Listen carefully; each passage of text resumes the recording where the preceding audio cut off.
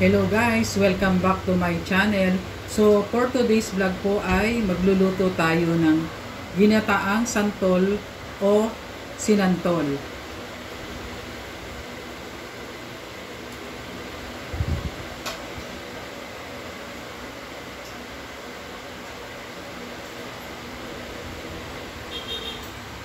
Kaya samahan niyo ako guys sa aking pagluluto. Let's go!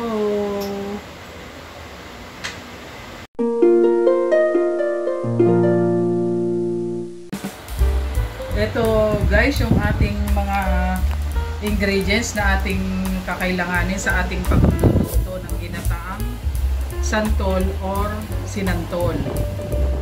Meron dito tayong bawang, luya, sibuyas, meron tayong pork cubes, siling haba, meron tayong paminta, asin na pantimpla. Ito yung ating unang gata, second gata.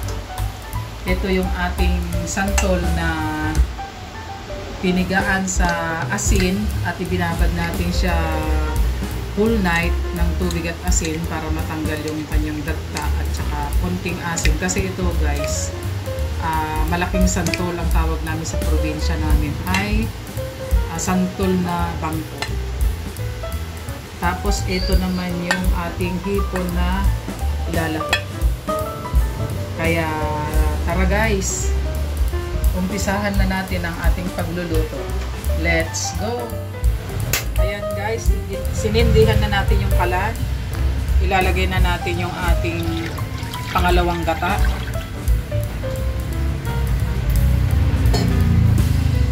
Ilalagay na rin natin yung ating santol na piniga.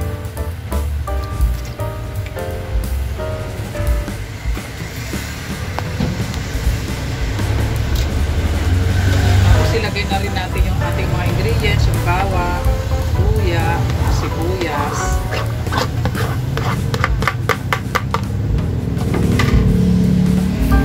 At lagyan din natin na siya ng asin.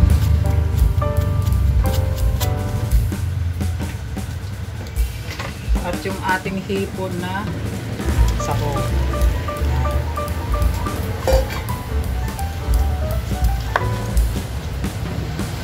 Ayan, antayin lang natin siya guys na kumulo.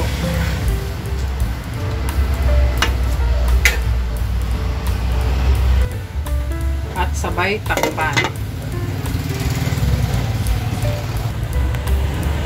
Tingnan natin guys yung ating niluluto. Haluin natin yung ating nilulutong sinantol.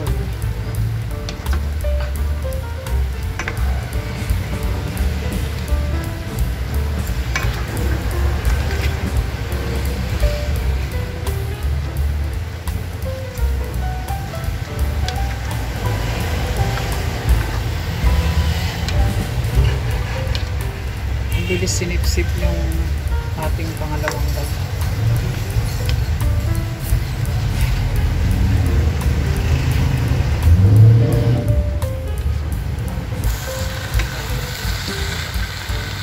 At ilagay na rin natin guys yung ating pork cubes. Tsaka taktakan natin ng paminta. Tapos mag-add pa tayo ng asin.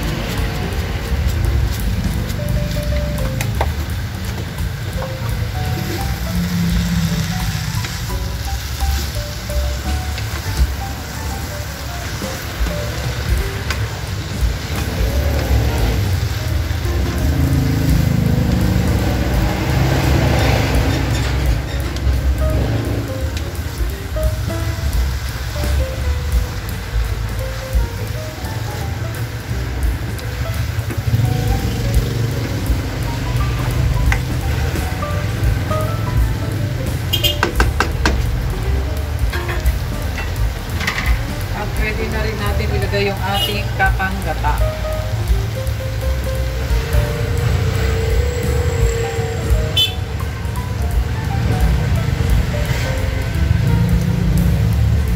Antayin lang natin siya maiga yung ating gata, guys. At ilagay na rin natin yung ating sili. Guys, mag-add pa tayo ng isang kokomama. Parang kulang yung kanyang gata. Para mas masarap yung ating ginataang sinantol.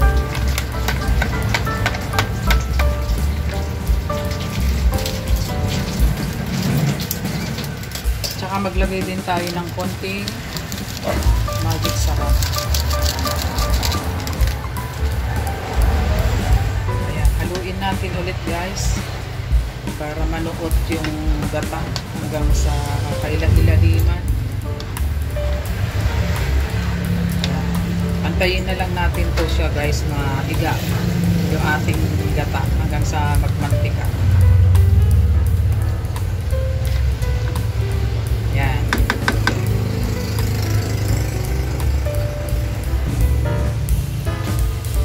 Ayan, guys, nagmamantika na yung ating sinantol, kaya ready to serve na to.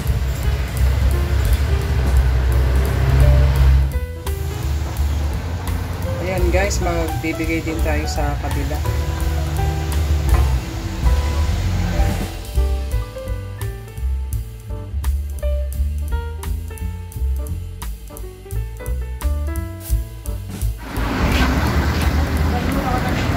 Ay, salamat!